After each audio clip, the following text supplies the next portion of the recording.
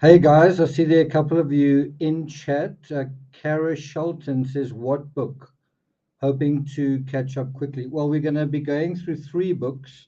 One of them is my own book, Bloodline. It's a fiction book, the only, not actually the only fiction book I've written, but the one that I put the most work into. We'll also be looking at The Web of Meaning, and I'm really looking forward to sharing that with you. And then finally, also the Scout Mindset, this book over here.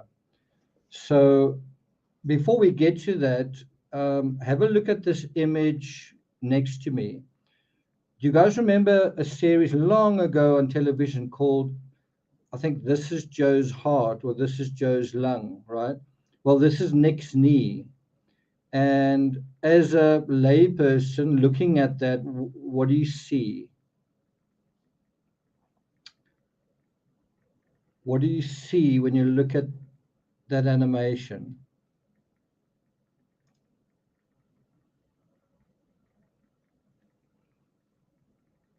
Angela Gallagher, Marcus Haysom, SM Kowalinsky, Sigeri Norna. Well, you guys are pretty quick on short notice, I must say. Good to see you all here. So looking at that image, what are you able to make out?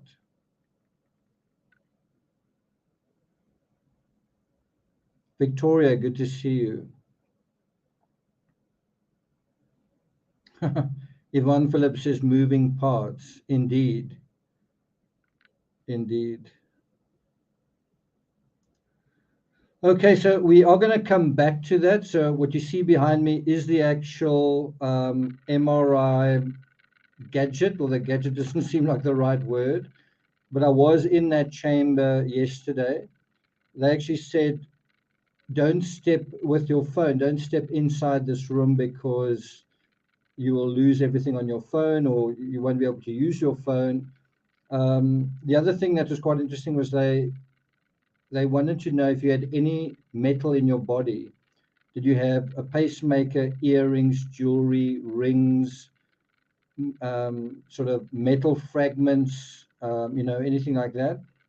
Because, of course, anything like that is going to react to powerful magnetic fields. So, well, happily, I didn't have any metal fragments. Marcus says, I can't really read these images in a diagnostic way. They are certainly difficult. They are certainly difficult. So, we're going to have, I hope, a really interesting conversation about medical science and also legal science. And when we talk about science, we're really talking about facts and evidence and putting together a hypothesis based on what you know, based on verifiable data, and how that plays into the world we know. I was just listening to Elon Musk speaking about the greater good and using Twitter for the greater good. But in terms of, you can't do that if they are deceptive accounts, right? And it was quite interesting. He was saying you can root out, you can't prevent a million people from making deceptive accounts, but a million people don't have, making these accounts don't have a million different credit cards. And that is actually how you kind of root it out, which is quite interesting. So I want to start off by reading from this book. I don't really think I want to do a really long show. I think maybe an hour at most. And what I want to do is I want to share with you a little bit self-indulgent. I want to share with you just my experience getting up very early yesterday, going to the doctor, sitting in surgery, sitting in the what do you call it, the waiting room of a surgeon. And he was really the last port of call where I was going to find out, we're going to schedule for you for surgery, whatever, next week.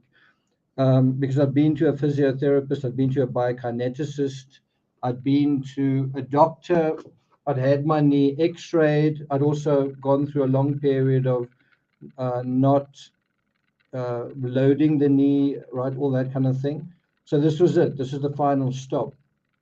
And as it happened, Timmy, it's not really going to work you sitting on my knee, on my leg, while I'm reading this.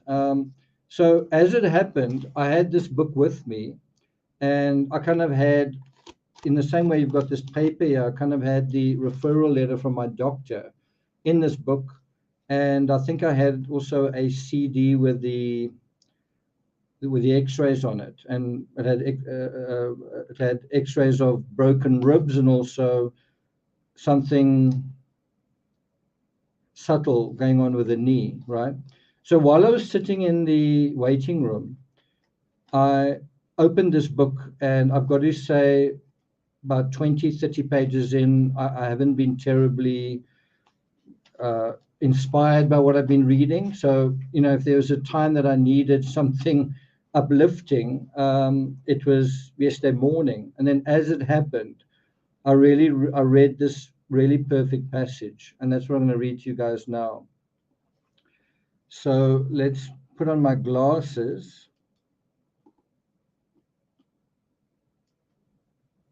And I'm reading from this book, The Web of Meaning, Jeremy Lent. It says under that, one of the greatest thinkers of our age. And as I said, I've been kind of underwhelmed by this book until yesterday.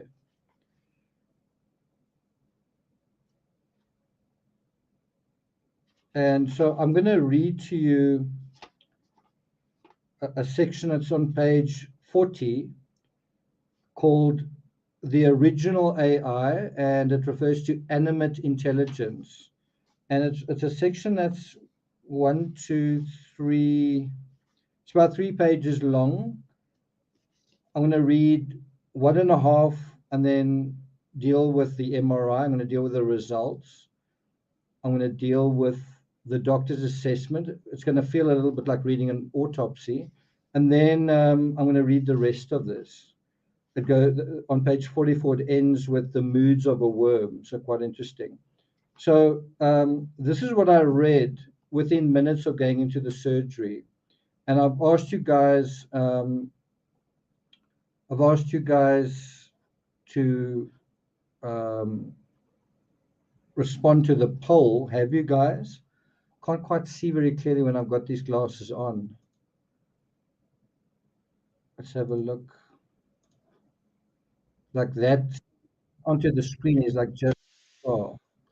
So do trees have brains? Well, it's quite close. 51% say no. So let's address that question right now. This is from page 40, the networked intelligence of plants, right? Okay. If an extraterrestrial alien were exploring this part of the galaxy and discovered Earth, there's a good chance they would identify plants as the dominant life form on the planet. Now, what I find quite ironic about this, I mean, I didn't know that I was for sure going for an MRI. I anticipated I might, but I didn't know for sure.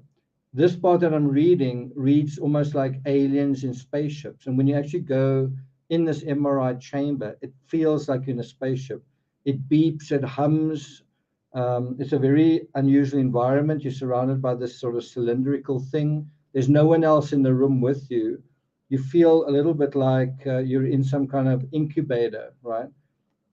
It is definitely an odd feeling. You're also very aware that strange forces and rays and things are penetrating your body, right? You're kind of aware of that. So anyway, he talks about, if an alien swept by Earth, what would he think? What would they think if they glimpsed Earth? Who lives there? What lives there? Well, their first guess would be plants. Well, it looks green. It looks like there are plants on this planet, which is what attracted ET, remember. So he goes on to write, plants account for over 80% of all Earth's biomass, compared to which the amount of human biomass is barely a rounding error. In spite of the dominance of plant life, we used to think of plants as dumb. After all, they don't seem to do anything other than just stand there. They don't make a sound, and they certainly don't appear to have feelings or thoughts. It's no surprise that a comatose person lying brain dead in hospital is called a vegetable. In recent decades, however, plant biologists have transformed our understanding of what goes on inside a plant. It turns out that the inner life of a plant is a rich plethora of complex experience. Where is that plethora? Plants have their own versions of our five senses. They can smell, see, taste, touch, and hear, and also use up to 15 other ways to sense the environment for which we don't have analogs. You heard that right. Plants can smell like we can, they can see, they can taste, they can touch, and they can hear. That's five senses. But they are also able to perceive in 15 other ways that we don't actually have. We don't have analogs in order to sort of describe what that's like.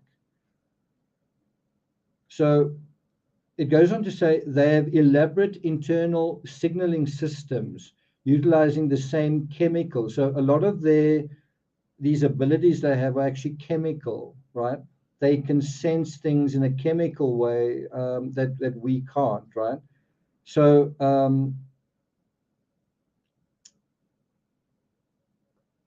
some of the chemicals that we use, serotonin or dopamine, that act as neurotransmitters in humans to affect our moods, well, plants have them as well. Even though plants appear barely responsive to what's going on around them, right? Don't you get that sense that a plant just stands there? They don't seem to be doing anything. In fact, they are.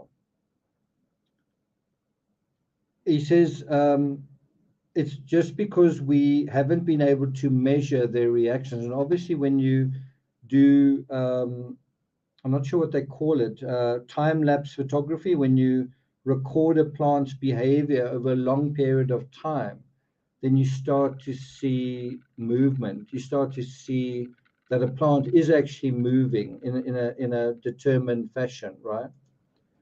Okay, let me take that off again. Okay.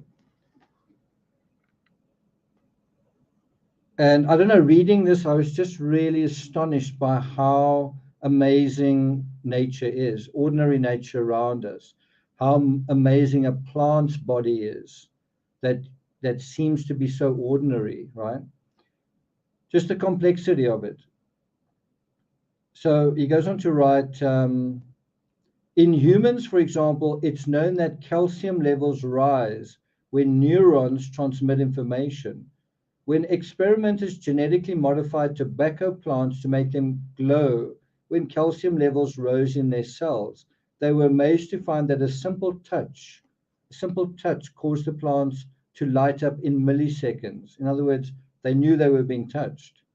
Researchers have discovered that plants act intentionally and purposefully. So plants can also have motive, right? Plants can also have a kind of psychology. And we're gonna come across this in a moment. Between three trees, you'll see there's a difference in personality in three trees that are exactly the same species growing right beside each other. So we'll deal with that in a second. Plants have memory and they learn. They communicate with each other. They can even allocate resources as a community. Given all this, perhaps the crucial question we need to ask is not, are plants intelligent, but how the heck do they do it, right? So let's go back to the poll. Let me take these glasses off. The poll, I see 52% now saying trees have brains, right? So for those of you who said trees do have brains, where do you think their brains are? If they have brains, where are their brains?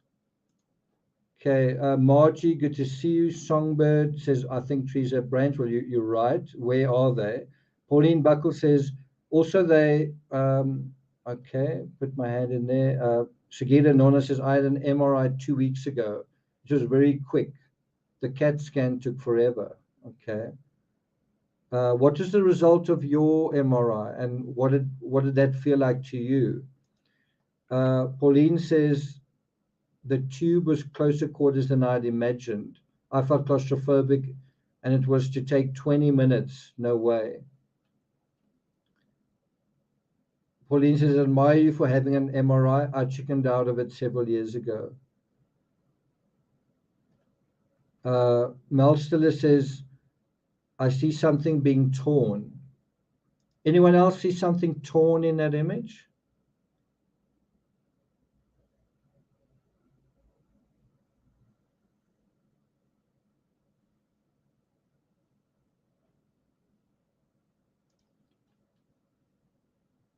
Sigeti Nona says, I have a titanium chip.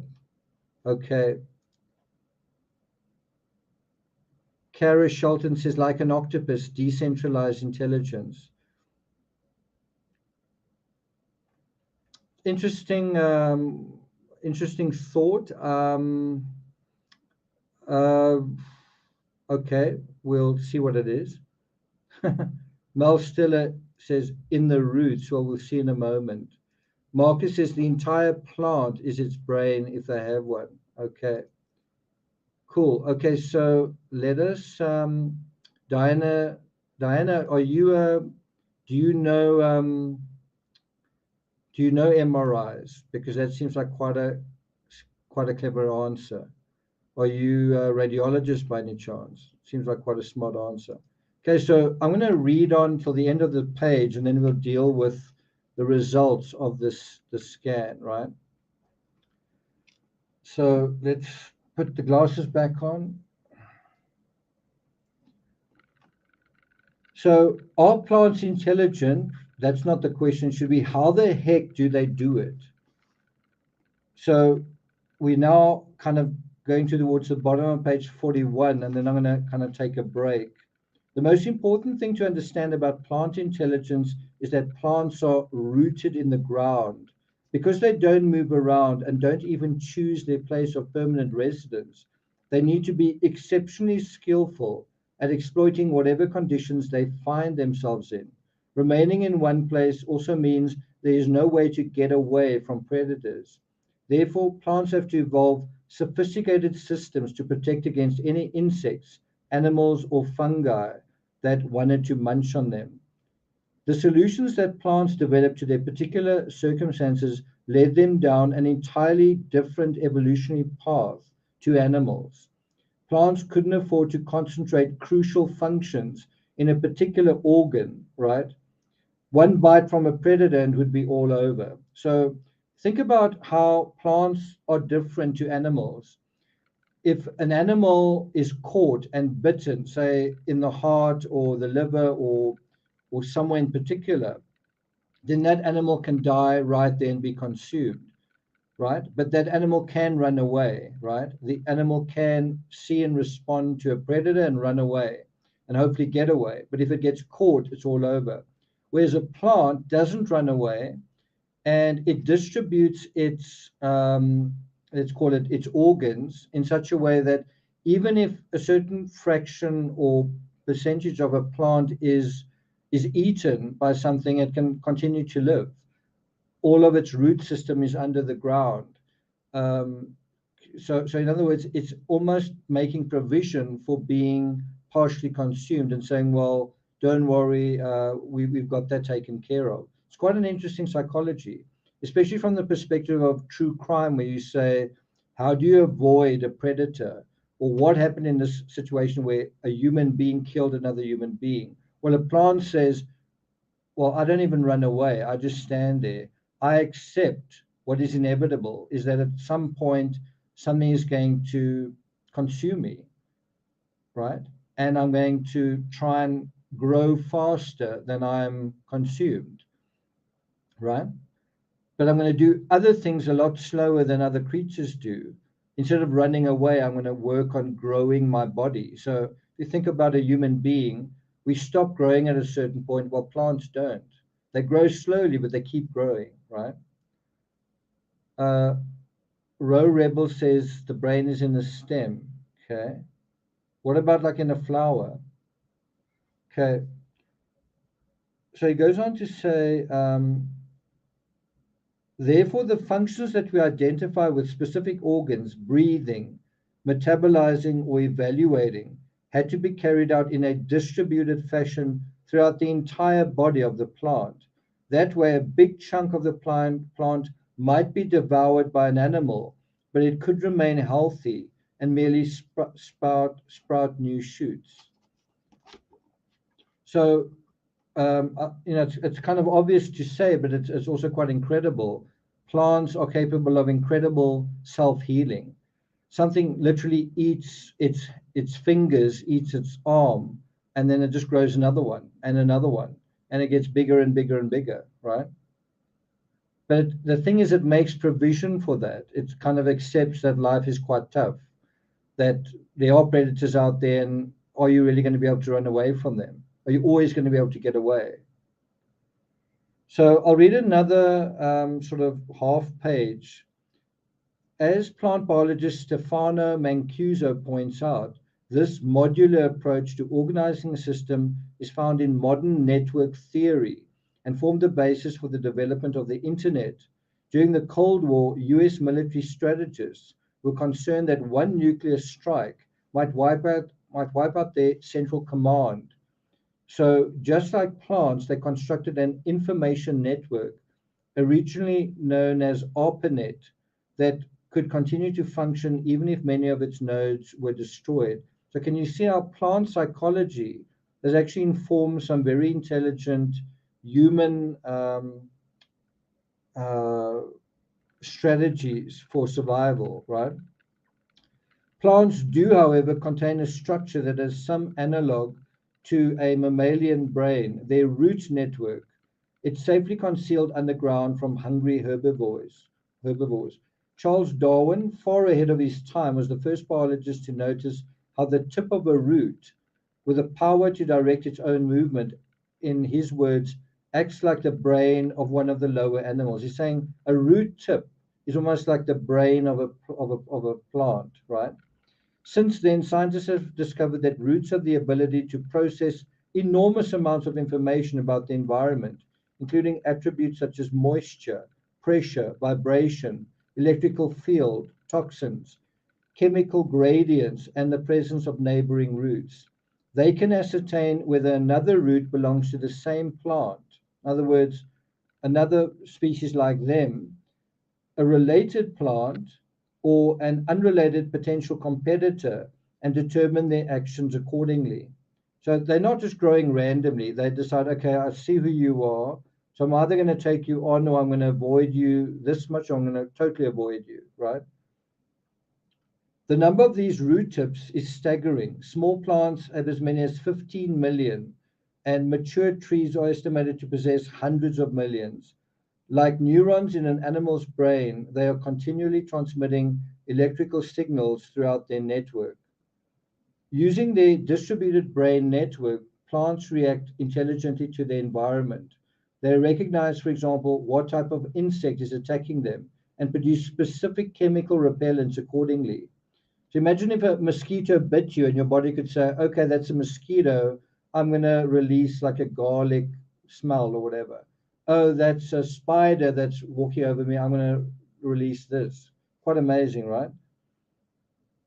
Ivy plants, so anyway, it says here, when attacked by a particular caterpillar, tobacco plants release a special chemical to attract predatory mites that eat the caterpillar. So even the plant doesn't necessarily repel directly, but attract something that will help them do that. When attacked by a particular, ivy plants choose where to put down roots, avoiding nutrient-poor patches of soil, while parasitic dodder plants, which wrap themselves around other plants to suck out their nutrients, decide within an hour whether to exploit their host or move on, and will grow more or fewer coils to wrap around the plant based on how nutritious it's likely to be. In phosphorus-poor soil, bean plants release chemicals that increase phosphorus uptake, and when the soil dries out, plants respond accordingly, making smaller leaves, refraining from growing new shoots, and extending their roots further. Plants also learn from experience. The mimosa plant, which you get in Africa, for example, generally closes its leaves in response to shock, but after being dropped a number of times, it will no longer bother to respond to another drop, while still responding to other unexpected shocks. In one experiment, researcher Monica Gagliano demonstrated that pea plants can learn to associate a cue, such as a fan blowing, with the expected direction of light. And most of the seedlings she tested made the decision to change their growth direction based on what they learned. Pretty incredible, isn't it? So I'm going to pick up from reading this book, where it talks about the personalities of plants. And that really, really is fascinating. So we're going to come back to that. Okay. Have you guys found it quite interesting? Mel Stiller says, just look at weeds. Even after they're killed, they find a way to return.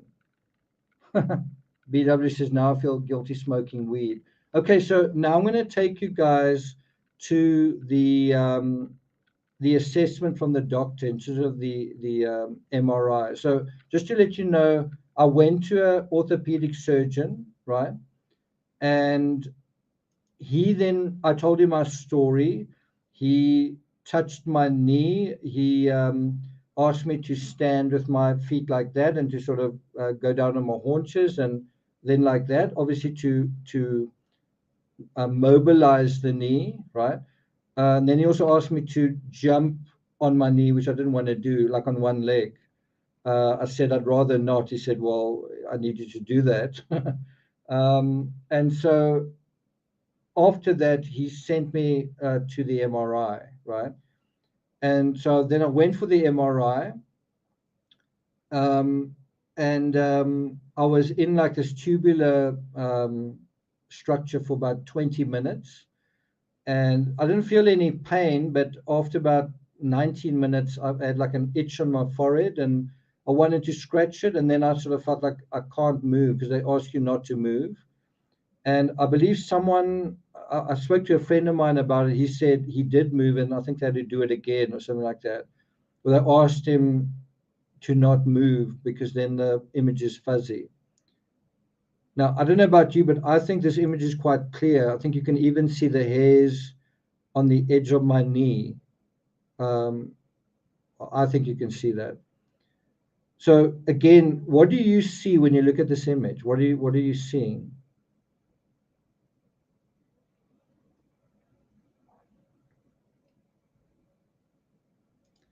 Now, I personally think the right answer is to say, I don't have any expertise in that field. I'm not a doctor. I'm actually seeing something. I know what it is. I know it's your knee because you told me. But you know what? I can't really make heads or tails out of it. Why is that? Because you haven't been trained. Because you haven't you haven't spent a lot of time. This has just been sprung on you. So just like that, are you supposed to have any idea what you're looking at? And I think true crime is often the same thing. You are sprung with a set of circumstances. You don't know anyone from a bar of soap. You don't know what the evidence is. You don't know what the dynamics are. You don't know anything. And so, how is anyone supposed to be able to figure out what's going on like that? Well, the only way that you will is with time and with experience. And certainly in a case like this, where it's a complex structure, with training, right? Doctors train for 7 years, right? And then they can still make mistakes. And the same thing applies in a true crime case. There's a complex web going on of human interactions, of human motives that are hidden from us. And, you may think that you can look at another human being and know who they are immediately. But here you are looking at someone's knee, and can you tell what you're looking at, right? So now we're going to deal with the doctor's assessment of this, and you're going to see that it sort of feels like a combination of Greek and a combination of it seeming to be quite similar to an autopsy. Some of the same words that you come across in an autopsy, like contusion. You're going to also see that there's a certain amount that you do understand, right? So let's deal with that. Okay, so this is the top part of the report. Okay. Can you guys see that? You probably can't see that. So shall I take you guys through it? So it says, verwijzende doctor, referring doctor, then MRI of the left knee, 50-year-old male patient with suspected meniscus tear, right? And then that is the kind of MRI sequencing that they were going to do. I'm not quite sure what it means. PD FATSAT, T1, T2, isovolumetric T2 sequences performed. So just kind of think of that as a sort of Star Trek setting where you punch into the computer that, and that, and it's just the layers. But it's basically the setting you would put the computer to look at a knee. They are sort of pre-patterned sequences, right? Okay.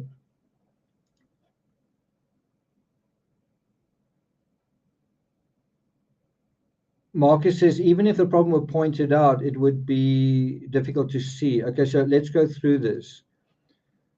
Findings: no bone marrow edema or articular cartilage abnormalities involving the femoral, is this cut off? Well, that's something they condyle, something, plateus or patella. Patella is the kneecap, right? Basically what that's referring to is no bleeding, right? No bleeding, no bone marrow bleeding. If you understand English, it basically means no bleeding and then also no cartilage abnormalities. So first line, great, thank you. Then second line, not so great. A small joint effusion is demonstrated, right? What do you think that means? What's a joint effusion? Then let's just keep going through it. Intact ACL and PCL ligaments also seems like good news. Intact, not broken. A posterior meniscofemoral ligament is noted. Is that a good or bad thing? No, it's simply noting the presence of something that is there and should be there.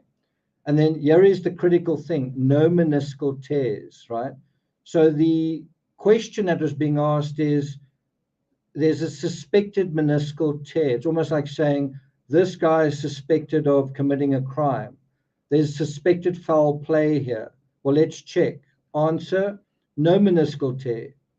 So if it's not a suspected meniscal tear, what is it, right? So this was literally testing a hypothesis using a scientific instrument and finding out, sorry, that hypothesis is not accurate. There are no meniscal tears. Intact lateral collateral ligament complex and medial collateral ligament. Fluid-filled bursa deep to the ITB, adjacent to the lateral femoral condyle. What that basically means is there's some liquid on the knee, right? In other words, so far, there are two signs that things aren't completely kosher. The one is a small joint effusion, and the other one is fluid-filled bursa deep to the ITB. So in other words, this isn't a clean bill of health, but it's also not the worst case scenario. The worst case scenario would be a meniscal tear and other things, right? Also, there's no bone marrow edema. Then it goes on to say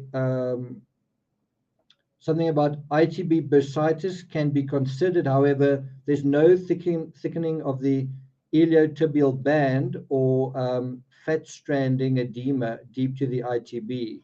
Normal patella, normal kneecap, patella articular cartilage, and medial and lateral patella retinacular.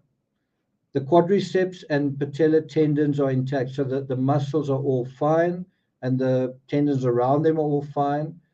And then this was really a surprise, and I asked the doctor about that. Can you guys see this? This really was a surprise. Incidental finding of a fibella, right?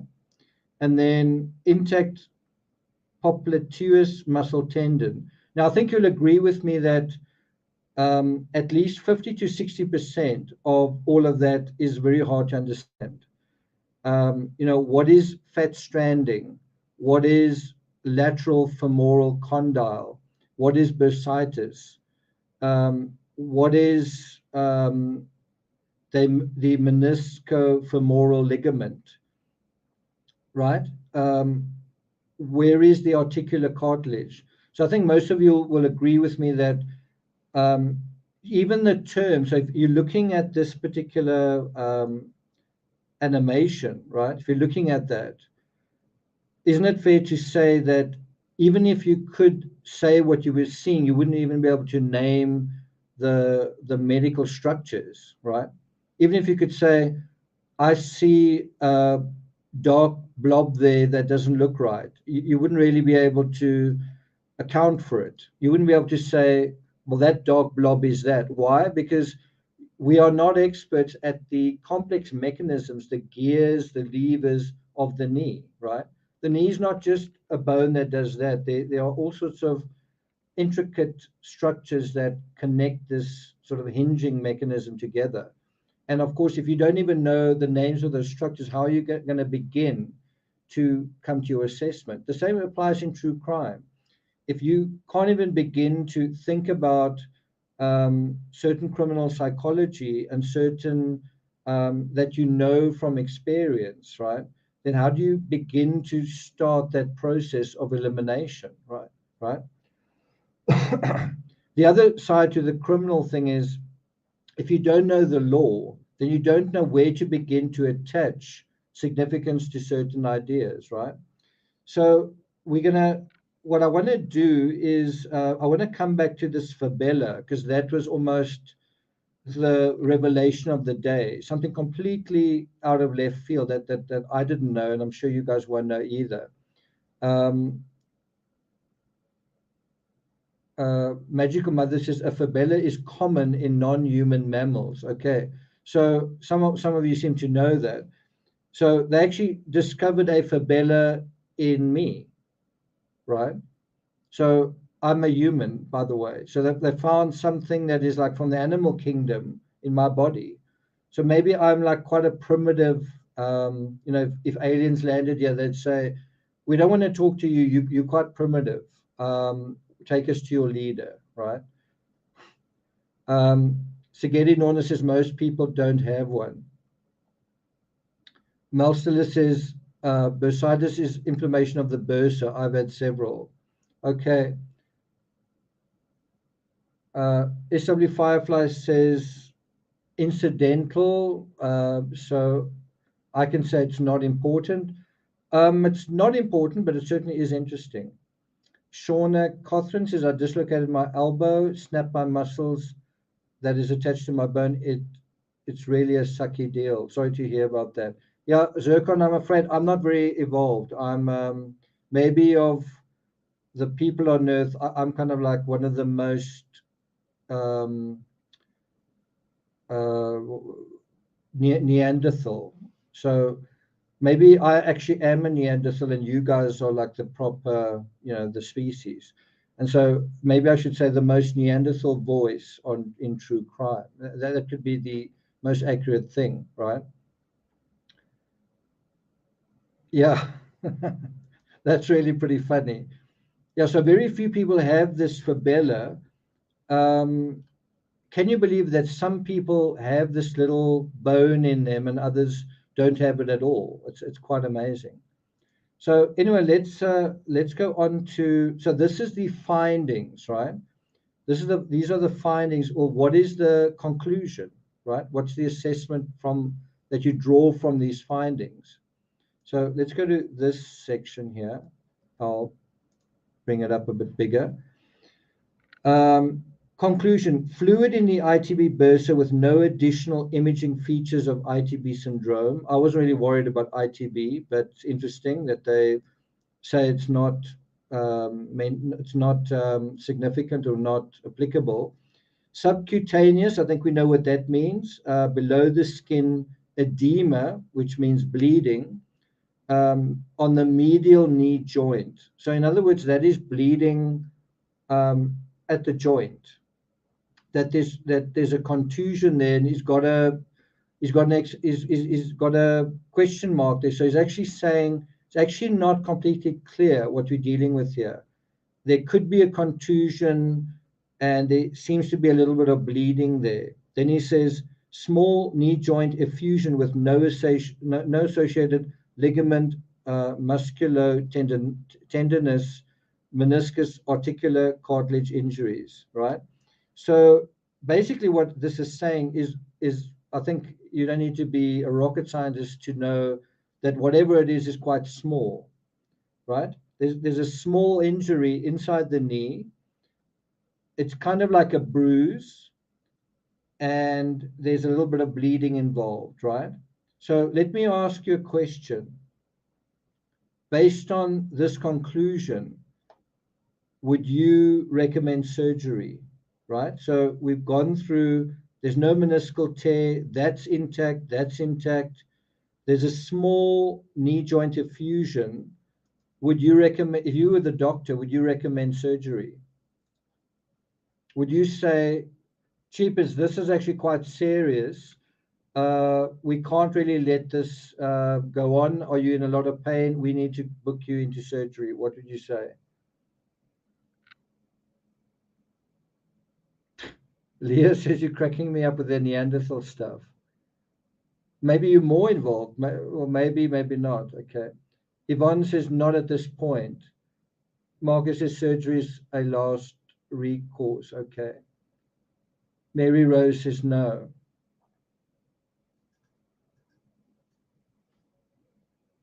Okay. So again, you now know what the outcome is. The missing link. You guys know what the outcome is. Are you able to see what we've just spoken about? That there's a contusion, that there's edema. Are you able to see that? Have another look.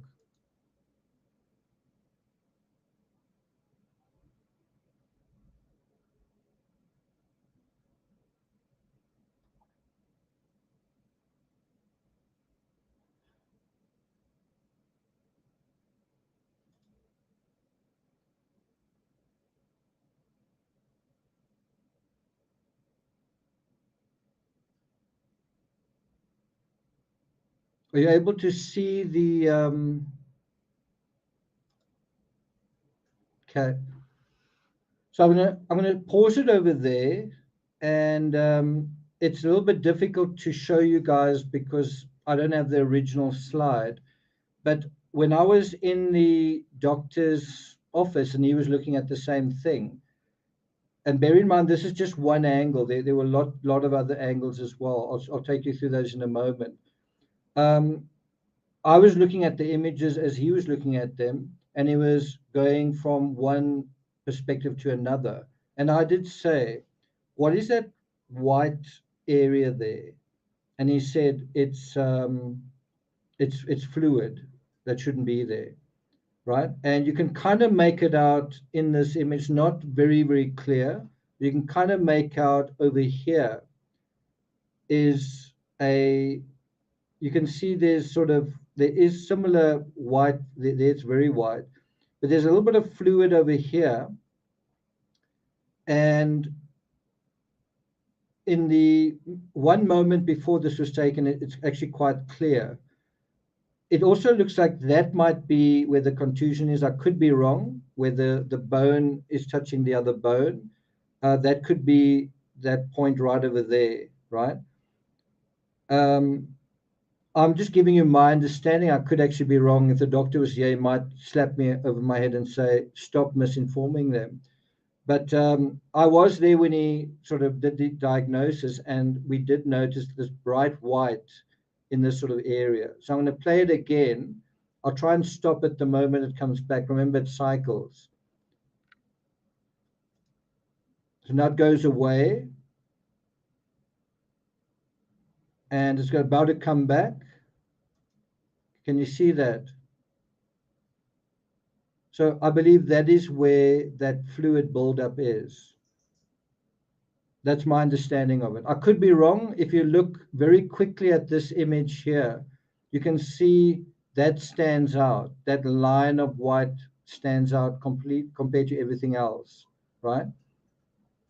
Now, again, I could be wrong, but can you see how just on this little animation, that it takes you a little while to start orientating yourself and getting a sense of, oh, I see what you're talking about, right?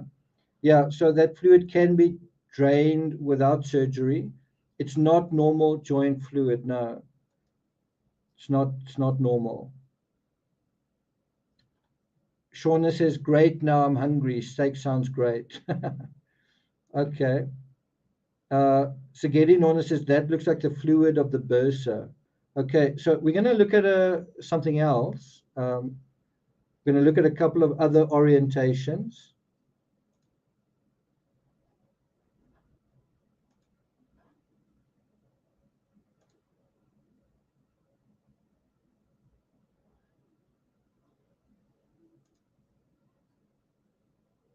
All actually seem very, very similar.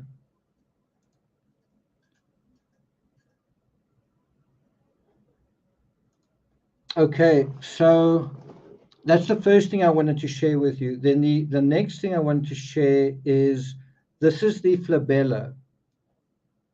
That tiny little bone there, that tiny little bone there is the flabella. That's the kneecap, right?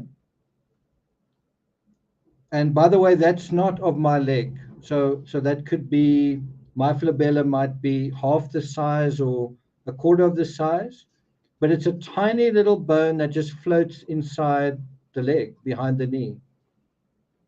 And some people have it and some people don't.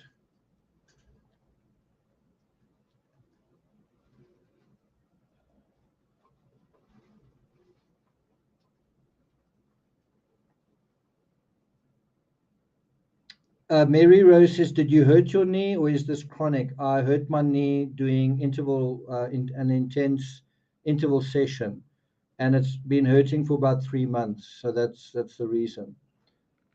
So I certainly learned something here. I've never heard of the flabella before, and I apparently have it. And only something like between 10% and 30-40% of the population have it. And what's quite interesting is it was associated with the chimpanzees, and then when human beings evolved, according to the scientists, then the flabella disappeared. But then at some unknown point, it came back. And I don't know, does that mean we are devolving as a species? Does it mean some of us are becoming chimpanzees again? I don't know what it means, but it's certainly quite interesting. It's one of the mysteries of life, isn't it? It's definitely one of the mysteries of life. Magical Mother says, I think it means you are special. Laurie says, that strange little bone looks like it would be irritating. Well, I didn't even know I had it. So, you know, I think it's quite, it's like a little flying object. Okay. So I'm not going to take you guys through the rest of this, um, the segment that I was reading. But before I do, I want to share something that is really quite weird.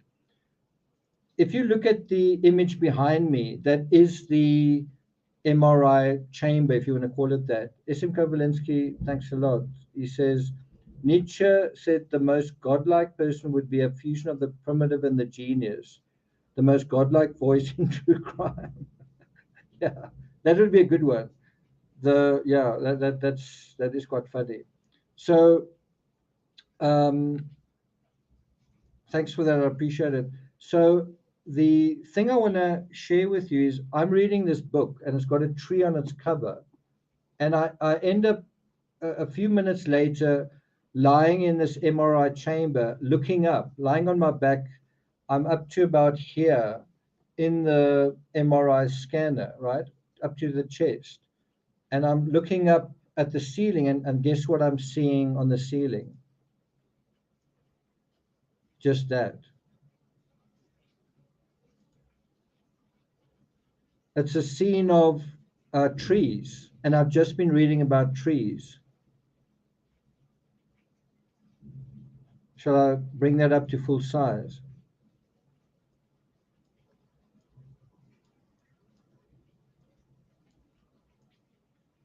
So that was my view while lying in the MRI for like 20 minutes.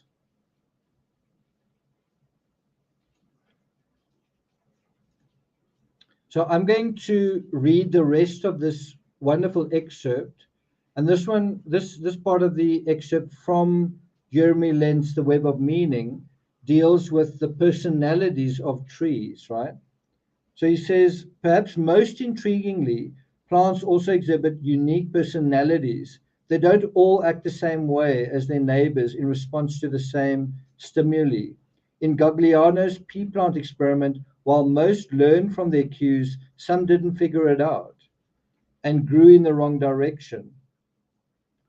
Now, this is probably a silly example, but sometimes nature makes mistakes. Don't laugh, but a spider found its way into my vehicle, and kind of made a web inside my vehicle on the passenger seat. That was obviously a mistake because I don't think too many meals came its way. That's a choice nature sometimes makes, and then it's not rewarded for that choice, right? Anyway, he goes on to write, Peter Volben, in his bestseller, The Hidden Life of Trees, described how three oaks, this is fascinating, how three oaks growing next to each other make different decisions as to when to drop their leaves for the winter, which involves a complex risk-return trade-off. One tree chooses to drop its leaves earlier than the other two, thus foregoing extra photosynthesis but reducing its risk if an early frost occurs. If they were humans, we'd say this tree was acting more prudently than the two bolder ones. So you kind of literally have trees deciding to take a gamble or to be wise or to be bold or to take a chance, right? Obviously, in a scenario where there are three trees, it kind of makes sense that one or two trees do something differently because it's a way to, what's the word, gain an advantage over the other tree. If all three trees do exactly the same thing, you might end up just being in one another's shade. But if one tree makes decisions that are better than the other trees, then it could actually improve its situation, right? Trees have complex ways of communicating with each other, and many of them live in interlinked cooperative communities. So while you get social media with humans, you get actual social media with trees. When an acacia tree gets nibbled on by giraffes, it expresses a gas to warn its neighbors. I didn't know about that, prompting them to pump toxins into their leaves to protect themselves. So what this often does is it communicates what's happening. Hey guys, giraffes are chowing us, but it's only going to communicate that message downwind. It won't be able to warn trees upwind, which is often what animals will then do, is they will eat in the opposite direction to this messaging, right? The most extensive communication occurs, not surprisingly, through the tree's intelligent root system. Forest ecologist Suzanne Simard has discovered what she calls a wood wide web of tree communication that shares information about insects and other threats. Through a fungal web that links them together and underground, trees trade nutrients such as carbon, nitrogen, and water with each other. Mother trees use the network to nourish seedlings until they're tall enough to reach sunlight for themselves. And in the wintertime, evergreen species contribute sugar to deciduous trees, expecting to get reimbursed in the summer. Perhaps rather than asking whether plants are intelligent, we humans should follow the advice of the Native American elders. Go among the standing people and learn from nature's wisdom, right?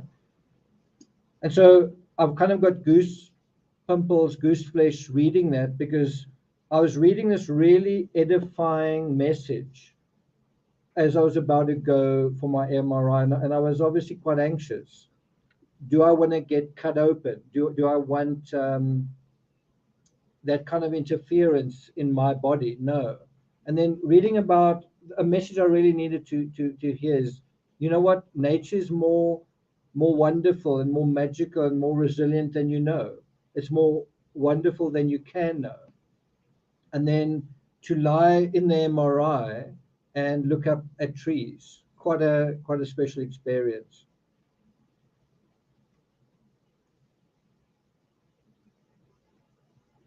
Magical Mother says, I just love that trees and plants communicate. Trees are awesome. So something that I thought I...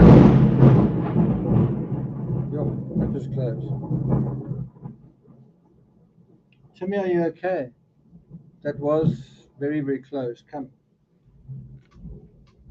Oh, I got a shock. Did you guys hear that? My one screen actually even went off for a moment.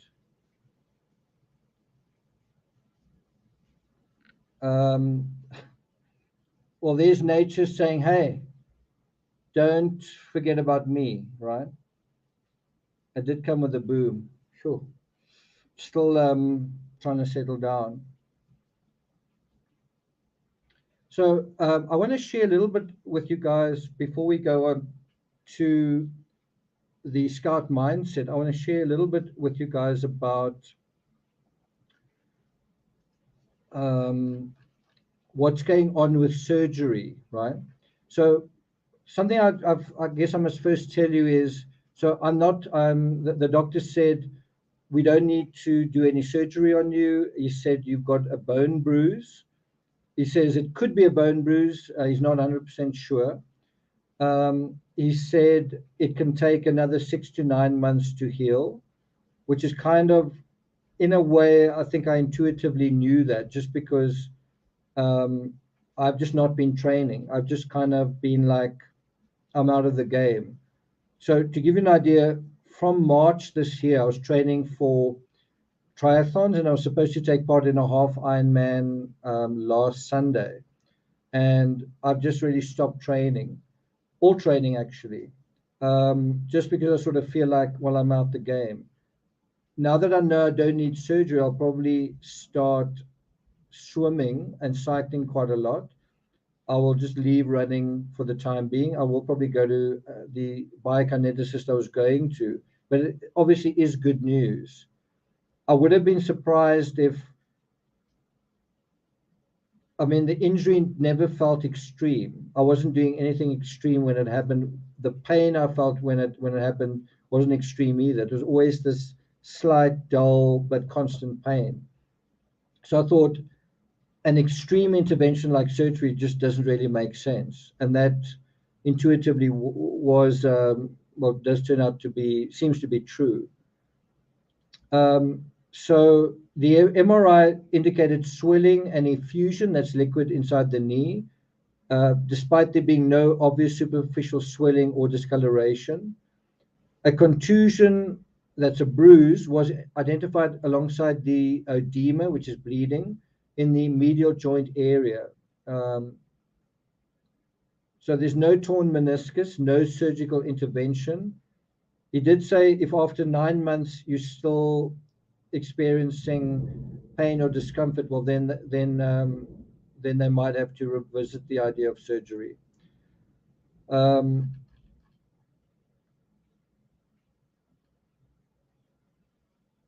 So in terms of the fibella, apparently the fibella disappeared during human evolution and then reappeared. So can you believe it? We had it, we lost it, and then it came back in some people. And it's unknown when or why this reappearance occurred. So that is like an ongoing mystery, a mystery dealing with who we are. Why did this little bone come back in some people?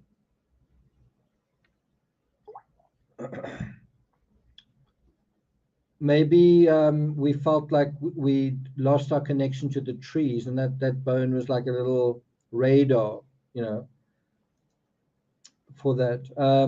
Okay, so now I want to quickly take you guys through medical science, legal science, and the pursuit of perspective. I don't really want to talk about my backstory here. It would seem a bit self-indulgent, but I've got to say, through the course of this year, going to so many doctors, I've been astonished by how similar medical science is to legal science. There's the same sense of putting together a timeline. When you go to a doctor, they want to know, when did this happen? How did this happen? The same search for context, the same search for facts.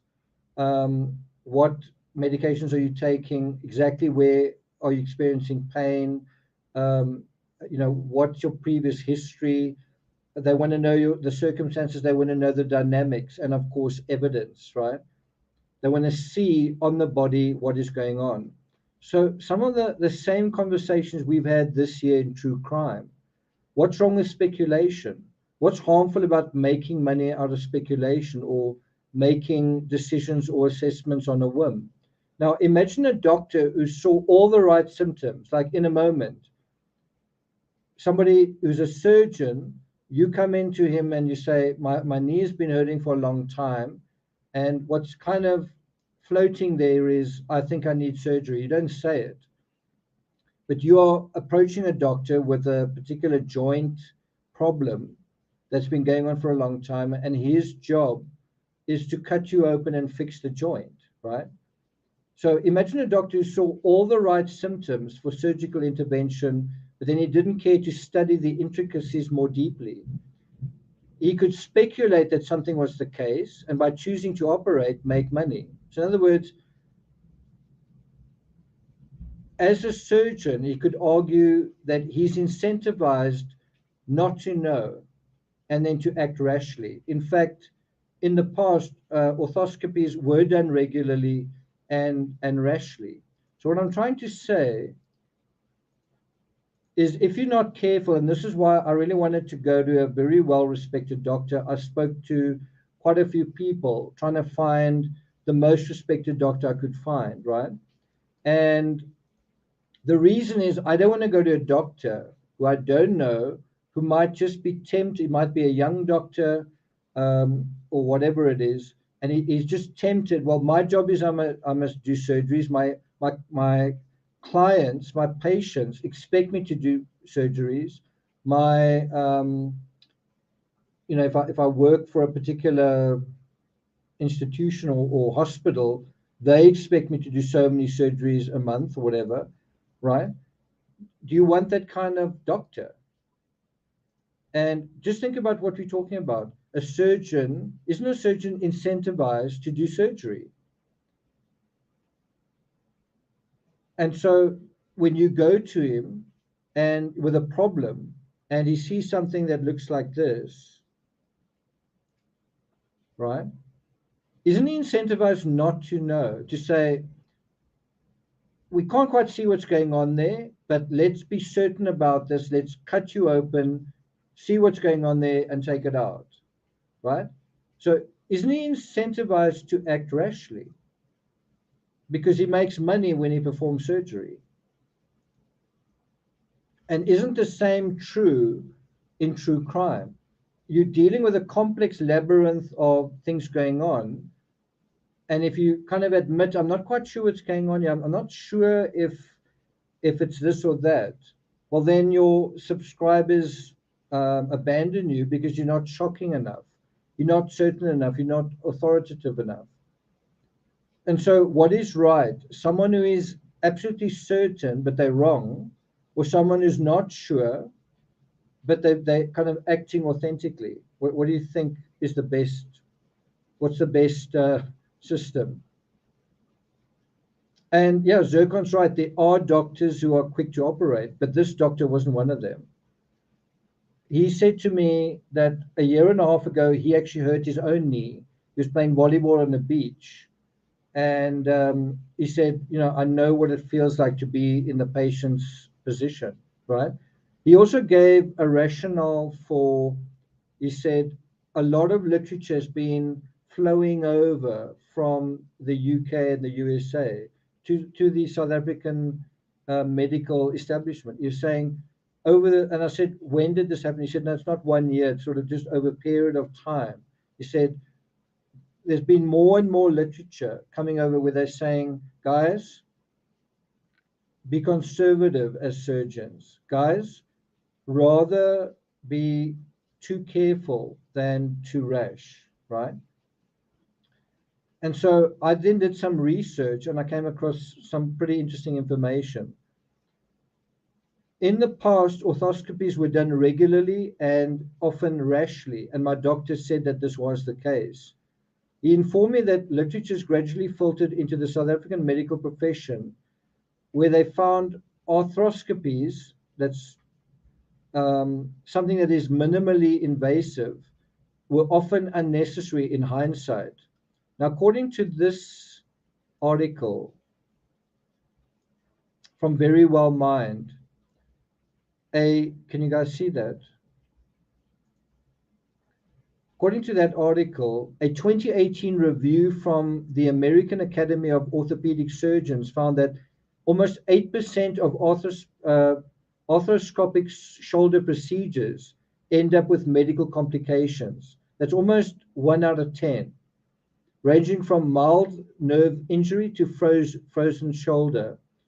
Of these, 1% require revision surgery. Now, I've got to tell you,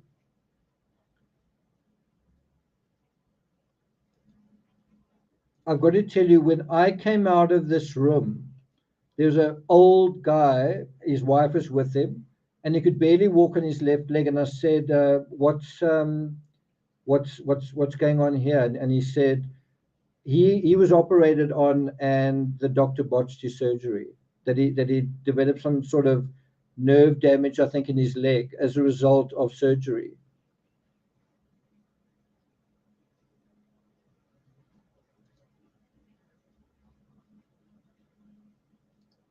So here's another article. This one is from Reuters. Look at that. Fewer US adults getting unnecessary knee surgery. Shall I bring that up? Fewer US adults getting unnecessary knee surgery. This was 4 years ago.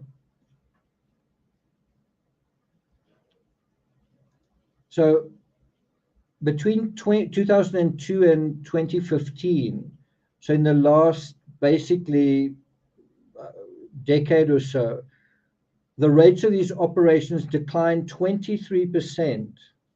Can you see that? 23%.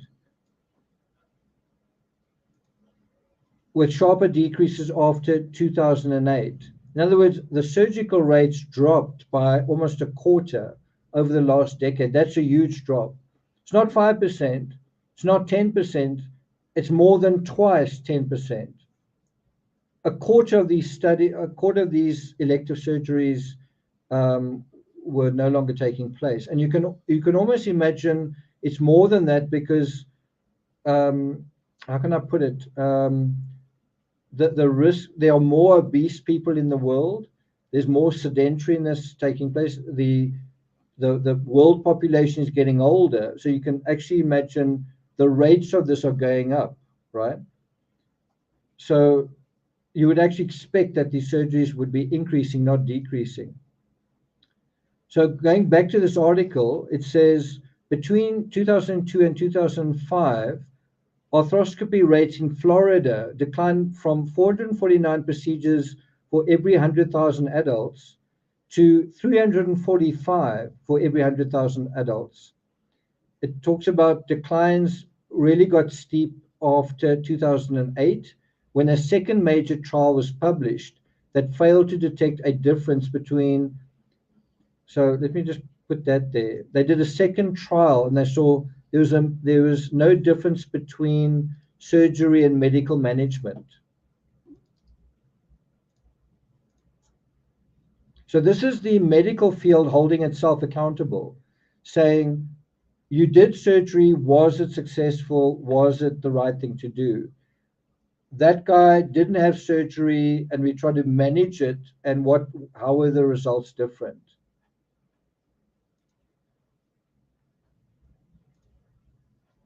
Okay. So medical management could include things like medications to ease pain or inflammation, or the use of heat or ice, or physical therapy. And so this is something that was sent to the Reuters health journalist Lisa Rappaport from Reuters, right? The doctor said rest and time are often very helpful.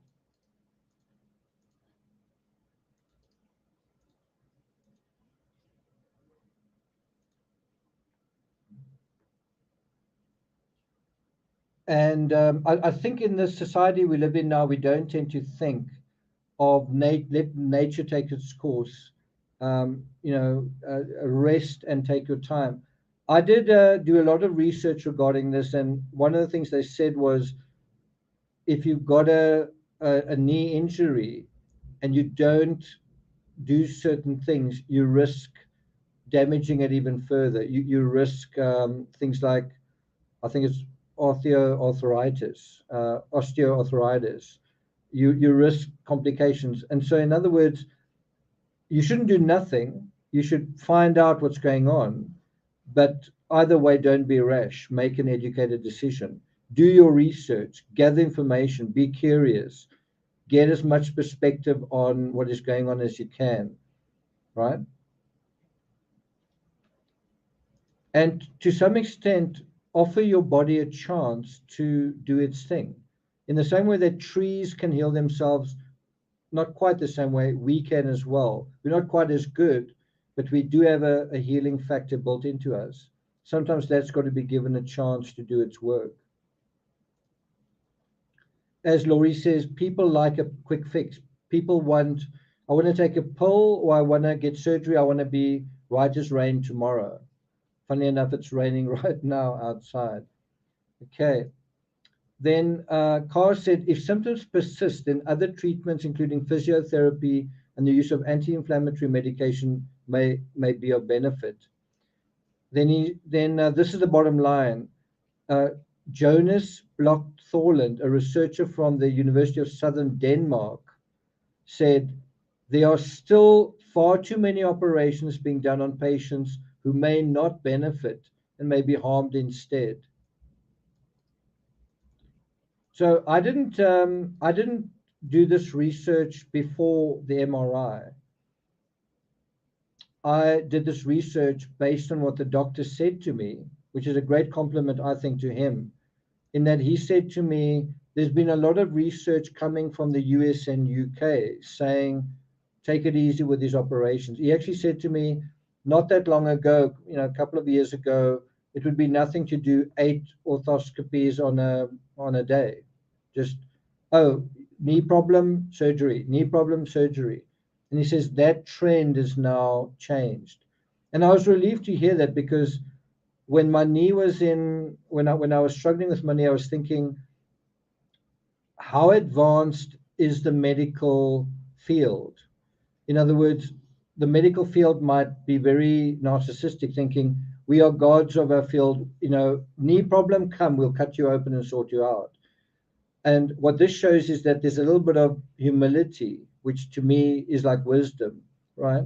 That they've kind of done something and kind of learned their lesson from that. And I'm relieved that that's the case. I'm relieved that I'm relieved that I didn't get my knee injury 15 years ago, right?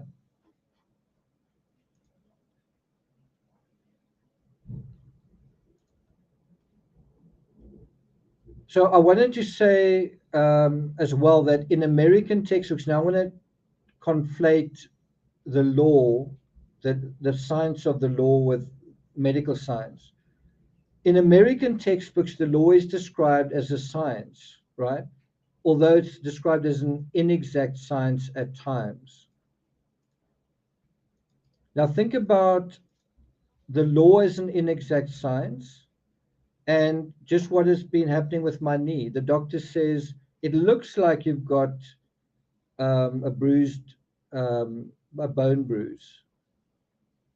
It looks like we don't need to perform surgery, but we're not quite sure. In other words, as smart as these people are, and they really are smart, they concede that they don't know everything, that there's room for improvement, that when they're looking at something like that, they may not know what they're looking at.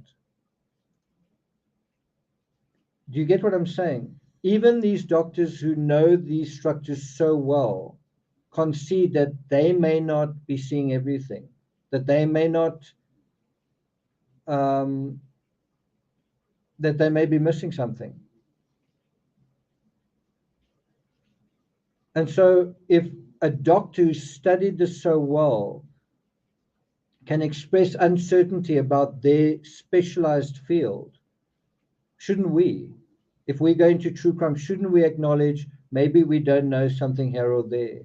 Isn't a certain amount of uncertainty wisdom? A certain amount of doubt wisdom? A certain amount of being curious to and open to additional information wisdom? So something else that I've just seen, that little piece of white tissue.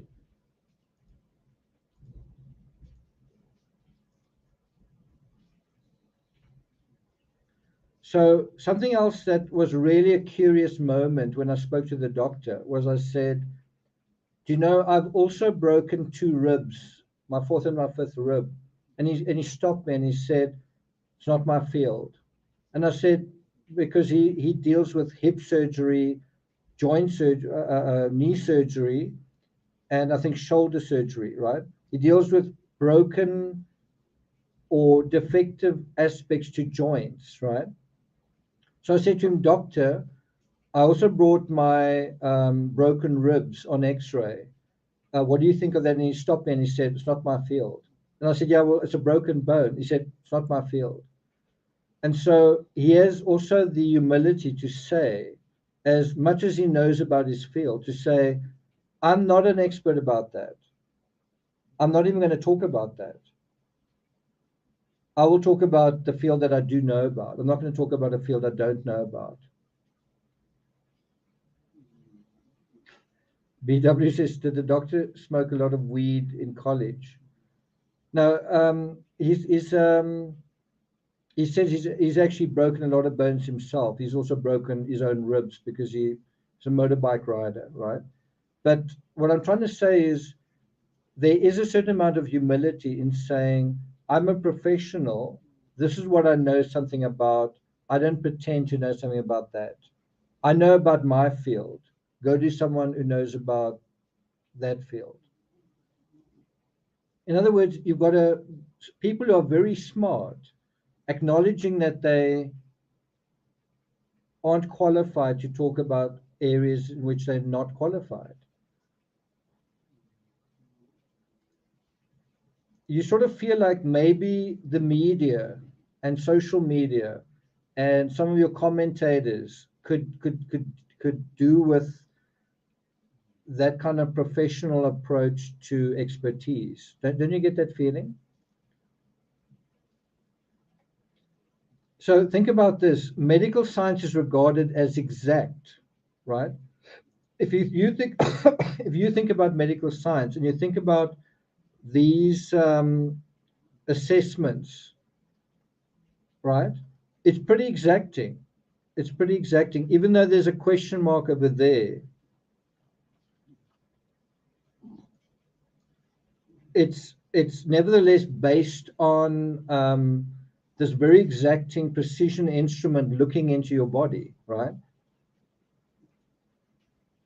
And we have the perception that it's exact because it's so important to get things right when people's lives are on the line, not even their lives, their limbs. But the law is exactly the same. In a legal case, people's lives are just as much on the line. So it's important to get the details right with them as well. When we assume we do, this is important. When we assume we're getting the details right, we don't. When we assume we don't get them right, we have a better chance of getting them right because we're curious again. We're paying attention to details again. We're researching. We're in that mode of let's get as much information from as many perspectives as we can, and let's not rush to judgment. Let's keep an open mind and gather more and more information, and that can only help us. That always helps sketch out reality more accurately. Timmy, can I put you down? Right, does that make sense? So I think that's a good jumping off point to read from Julia Galef's The Scout Mindset. And amazingly, it's about the section I'm going to read to you guys is dealing with uncertainty and dealing with doctors. So this is from page 127. It's a great chapter. titled Influence Without Overconfidence, right? This is what she says. How do patients react if their doctor expresses uncertainty? A handful of studies have investigated this question and come to very different conclusions. Some studies find that patients react negatively to uncertainty, seeing it as a sign of incompetence. Other studies find that patients don't appear to mind hearing uncertainty from their doctors or even appreciate it. Well, I'm one of them. My doctor yesterday, who's a surgeon, said, I don't feel certain to have you go through surgery. And I don't know whether he thought I wanted surgery, but he said, I don't feel like this qualifies for surgery. And he was also saying it can take up to 9 months for it to heal. So you can imagine an impatient patient basically saying, I want my knee sorted out right now, and him saying, yeah, but I don't want to cut you open, right? Let's be patient. Let's allow the uncertainty to evolve and let it sort of sort itself out over a period of time. Let's be open to that happening. Let's not make up our minds without further information. Let's see. I appreciated that.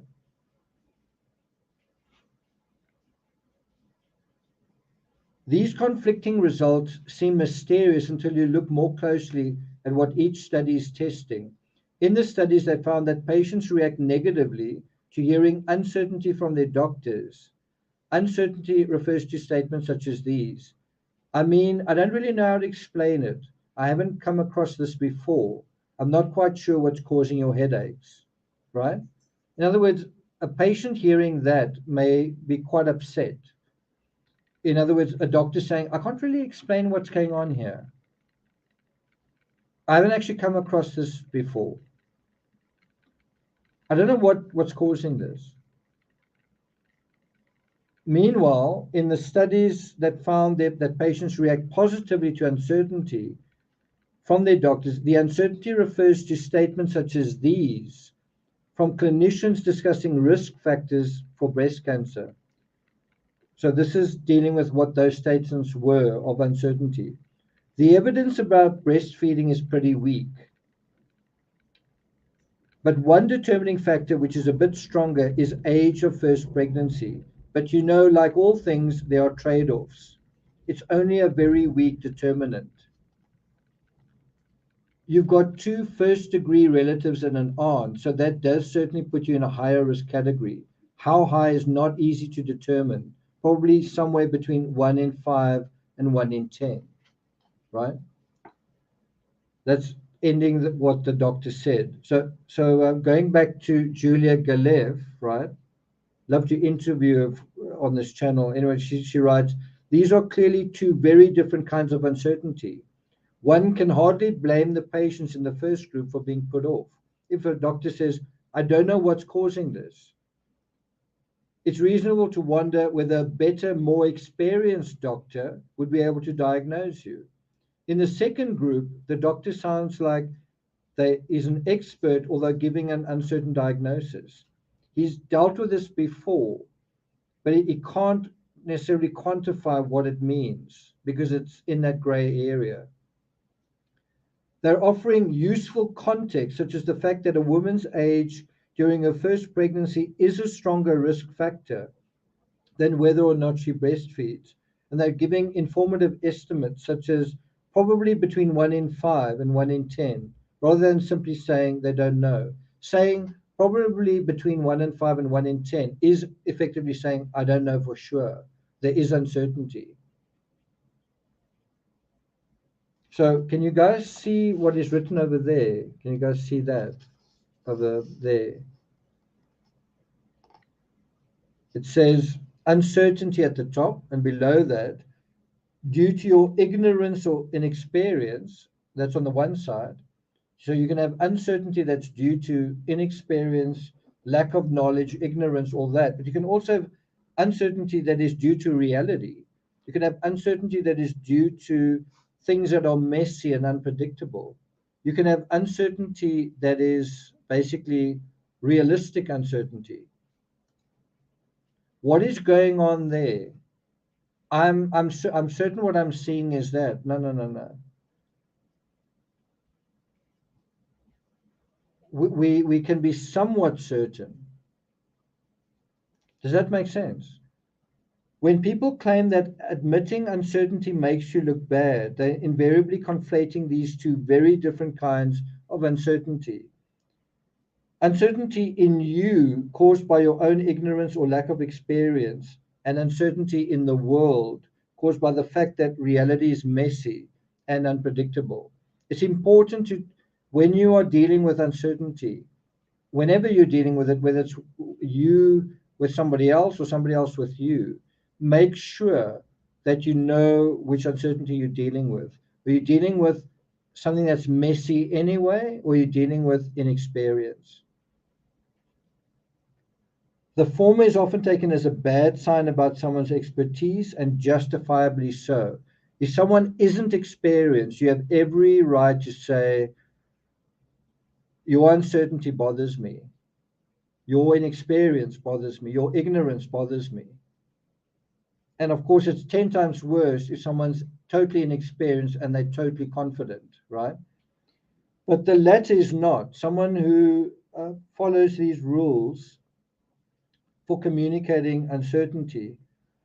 And then she talks about show that uncertainty is justified, give informed estimates, which I guess you could say is possibly related to statistics, have a plan, right? Okay. So I don't know, I found that really interesting in the context of what we're talking about here. Understanding uncertainty, right? So I don't think I'm going to take it further than that. I'm not sure if I've got anything else to tell you guys. Do you guys want me to read from an excerpt from Bloodline? You guys want me to read an excerpt from my book? By the way, we haven't finished dealing with the web of meaning. The web of meaning actually deals with what is the appropriate worldview to have. And I must say, I think the book starts off very, very badly, because I can't help disagreeing with his approach. But he does raise a fantastic question. What is the right worldview? Because if your worldview is wrong, then everything else is going to be influenced by that. If your worldview, just in terms of certainty, is that I'm a product of the 21st century and we've got the internet and we know everything, boy, are you in trouble. If that's your worldview, is that this sort of arrogant thing of I know everything there is to know, then you're in big, big, big trouble. And I think a lot of the world is that. A lot of the social media is absolute certainty. A lot of people watching YouTube want to hear people making absolute statements that aren't actually kind of legally enforceable, right? But the point is that what this book asks, it asks the question, what is the right worldview? And so that's another that's an issue for another episode. And I do know that Terry is reading that book, or I think she's listening to the audio book. I would love to have Terry come on as a co-presenter and share her thoughts on that. So maybe we'll do that next time. I must also tell you I've been in touch with Ron Irwin. I'm going to be seeing him in Cape Town ahead of his book launch, and we've got some exciting news to share with you. I'm not going to say too much more about that, but expect the unexpected, expect something pretty cool coming up. Thanks a lot, Les Brown. Appreciate it. Laurie says, sorry for the all caps. I get a bit carried away about Bloodline. What did, what do you say about, oh, there we go. I see the all caps. Okay. James Houghton says, if you feel you are at the apex of understanding, you have a much longer way to fall when the world shows you you are not. Bear in mind, at any particular moment, you may have a handle on something. At a particular moment, you may be right about something, but the fact is, everything's changing constantly. Time is moving, context is moving. So whatever handle you've got is inevitably going to slip, because whatever knowledge you have is going to change based on the slippage of time and the erosion of those circumstances around that, and also how you are changing relative to that thing, right? So at any moment in time, even if you do know something objectively to be true, well, the fact is that that's going to change from one moment to the next, right? The human body's like that. Law can change as well. Laws change. Um, New evidence comes into being. We've just seen with the John Benet Ramsey that cold case investigators are going to be re-looking at that case. DNA technology improves, right? So something can be true at a particular point in time based on that, based on the um, available data at a particular point in time, right? And later on, that information can change, the context can change, society can change, and in that sense, truth can change, right? Okay, Timmy, I'm going to put you down so I can read. Okay, I think we're going to try and be done with this. I thought I would actually do it in an hour. Let's try and wrap this up by 1:45. So the last thing I want to say on the subject is there's an area where legal science and medical science become almost the same thing. When we talk about laws of nature, we see generalizations in the natural world, and in the natural world of animals and tissues and organisms that seem to obey laws. Also, just as one can have an hypothesis in medicine, you can also have one in law. What is a hypothesis? It's a well substantiated explanation of some aspect of the natural world that can incorporate facts, laws, inferences, and tested hypotheses. The thing is, what this tells us is that even well substantiated explanations aren't facts. Even well substantiated explanations that include facts aren't facts. And being absolute about what we know, though desirable, is difficult. This is kind of, for me, the bottom line in all of this. We've got to be careful not to acknowledge what we do know, but that we do not know. We often do not know. And even if we are extremely sure of ourselves, there's always room for uncertainty. This proves what a slippery and elusive creature reality actually is. We like to pretend that we are masters of reality, that we know that we know our stuff. We like to pretend that. How often do we? According to some literature, law is not science or art, but social science. And I agree that law needs to be social science. It needs to be conscientious.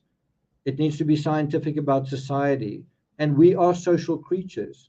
But I think the law can also do all of that while remaining intuitive, which is to say artful, and scientific, which is to say factual.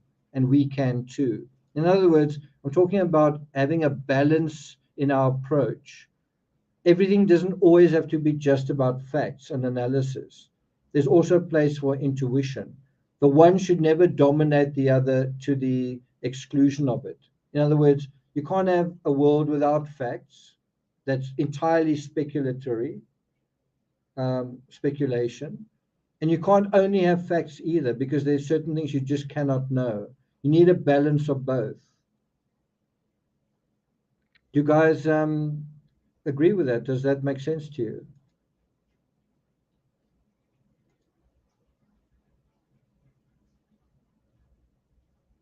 It's a great quote, Laurie. It's a great quote. Kara Kao Young says, as we age, that's also so true.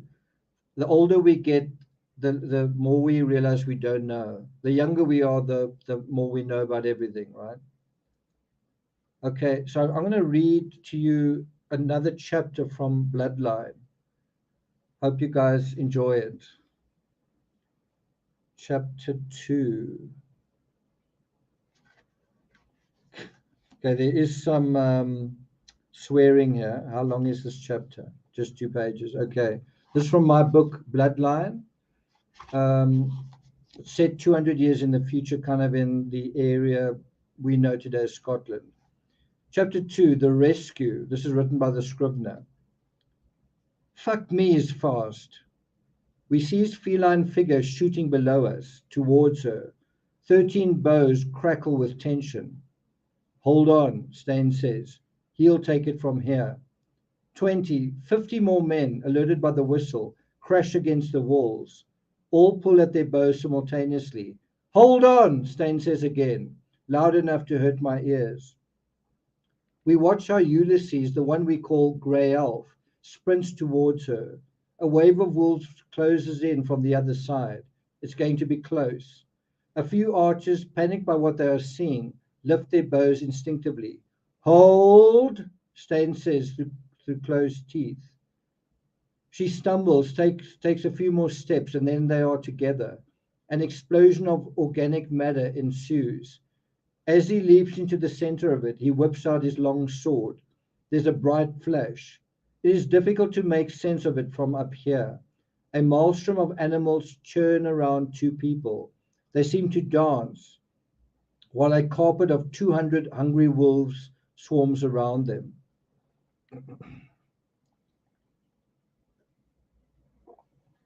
I think I want to take this out the picture. Like that. Okay. All this is softened by the Christmas effect of slow snow, but distance can be deceiving. Down there, it's no dance, no game. It's life or death. And the shrieks are not a woman screaming, but wolves without paws or tails, howling in pain.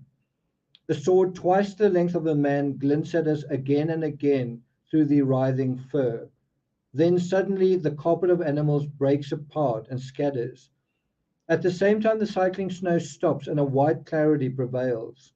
We watch small red petals grow under the bodies of slain wolves. One man stands amongst the carnage. A girl, we believe, lies at his feet. The race is to the swift, says Bosun Hagen. The battle to the strong, says Panda Bandit. I, grunts Stain. It's a common refrain, one particular to the clansmen of this house, the black house of the wolf. The day is young, and yet it feels old. Anodyne light, as though stretched across too many hours and too many faraway snow-white hills and dales, gives the countryside a grey aspect.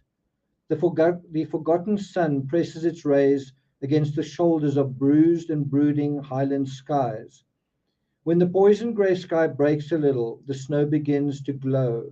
Stars shine around the elf's head like thorns. A faraway firestorm shimmers in the distance.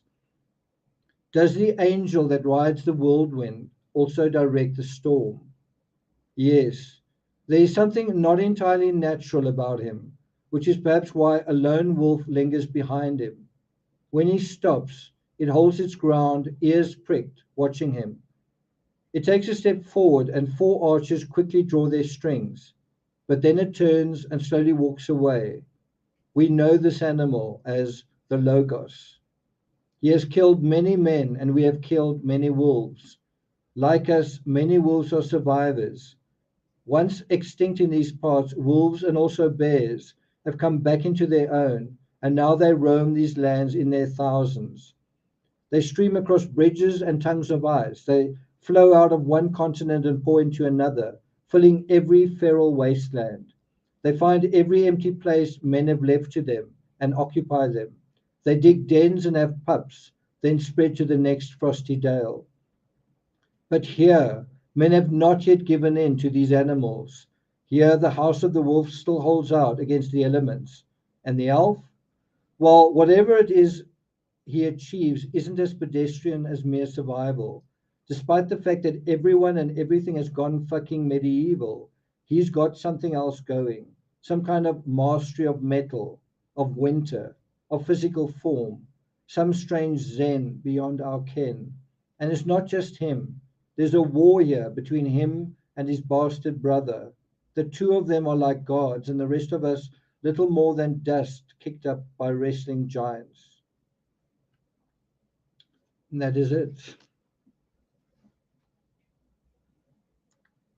I don't know what you guys thought of that, but it was certainly weird reading my own words. Definitely kind of a weird feeling. Okay. I hope you guys found this somewhat impromptu book club worthwhile. Um, Thanks a lot, Songbird. Thanks, Mel Stiller. Susanna says, I'm a very lonely wolf. Sorry to hear that. But you with company here. Terry says captivating. Okay. So just some news for you guys. There's been so much information about. Well, there's been so much coverage on the Gabby Petito case that we've just fallen so far behind. We haven't even almost started analyzing that CCTV footage that came out. I think I told you guys previously that Terry Dean actually lived in that area, went to that store. And of course, there have been now two movies that have come out, one a documentary, one the Lifetime movie. And Terry has really been wanting to talk about that. So I'm hoping to get Terry onto the channel before the end of next week to start the conversation on the Gabby Petito case. There's also a lot of other information going on in true crime. Casey Anthony's three-part series. To me, it's quite funny how it's sort of marketed as she breaks her silence, and then you see her in a clip, and then she just doesn't say anything. She's about to say something, and they cut her off. It's like Casey Anthony breaks her silence. Well, let's see that, and then she doesn't say anything. And there's actually a lot of pushback on that. So far, a lot of people aren't happy that she's going to tell her side of the story, kind of thing. And then also Alec Baldwin. I've actually tried to put up a video before this one, but it ended up just getting locked in sort of editing hell. So that'll probably come up in the next 10 to 20 minutes after I finish with this. It's there's a new complaint from Alec Baldwin, and there's some new crime scene photos in that complaint, 39 pages, and we might be dealing with that within the next 2-3 days. Might be tomorrow, might be Monday, so look out for that. He's suing the armorer, the props person, the assistant director, and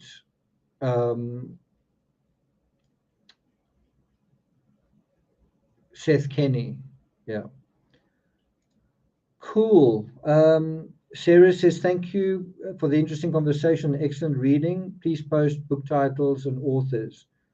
Okay. Okay, well, shall we start with my book? That'll be the easiest one to find.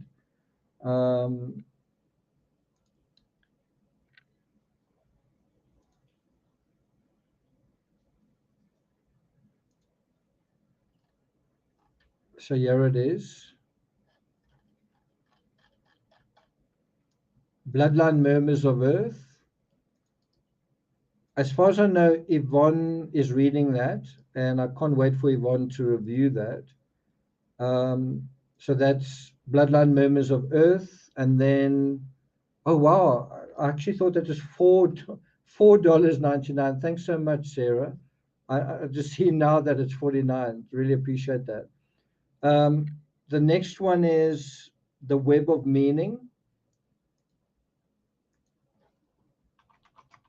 I don't know if you prefer it on on Kindle or what, but here it is.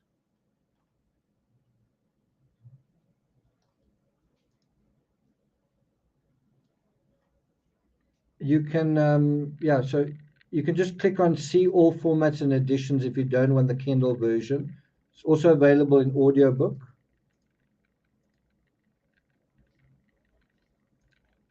As I said, it doesn't start terribly well. Well, I think I need to improve that link.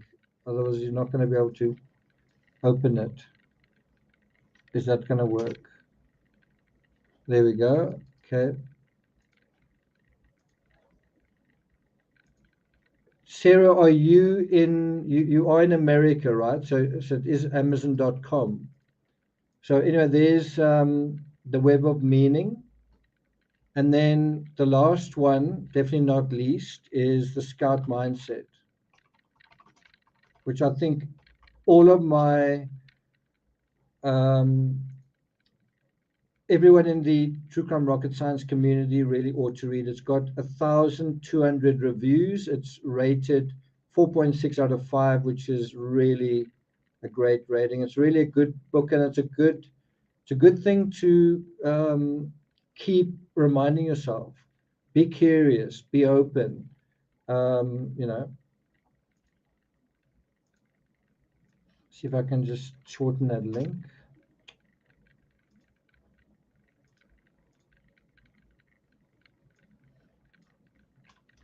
So I need to get going. South Africa is playing France, and the game is like starting now. So I kind of need to get going and get watching. So I'm gonna skedaddle. So getting on says, I'll admit it wasn't easy, but it has been a gift to myself. Sounds good. Okay. Songbird says, I didn't realize how much work you do checking out all on your page. Wow, exhausting.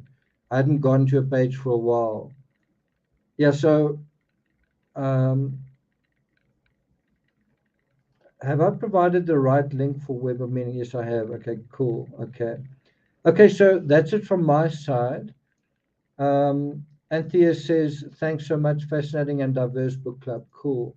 So if you're watching this on replay, if you've got a book suggestion or an author, an author that you know or an author that you want me to interview, let me know. It might not be possible to get Stephen King. I'm trying to build up. I'm trying to, hopefully the book club is going to catch on. So if you really enjoy book club and you know someone who reads or something, you're welcome to share this link with them directly. Email it to them, WhatsApp it to them, whatever. Share it on their Facebook. I'm talking about people you know who read, people you know who enjoy these sort of deep discussions. In terms of this particular episode, someone who is about to have an MRI has got a knee injury. They might find it useful. Lisa Breck says, Web of Meaning is mind-opening. Need to order Scout Mindset. Thanks for bringing us together with your book club. Love the MRI coverage too. Very interesting. I found it really interesting. So I was really excited and happy to share that with you guys. So that's it for episode 6. We look forward to episode 7. I'll keep you guys updated on what happens there. Thanks a lot, Lisa at the scene says, just popped in. Well, you're going to have to go a little bit back to see the rest of the episode. James Houghton says, Scout Mindset was excellent. Enjoyed the chat, talk, and knee knowledge level up. Cool. Okay, thanks a lot, guys. Terry, thanks a lot for looking after chat. Not that anyone needed any slaps on the wrist. You guys have been a wonderful audience. Thanks a lot for members, subs, and of course, those wonderful super chats. Guys, take care. Enjoy the rest of your Saturday, and I'll see you again Sunday. Until then, all the best.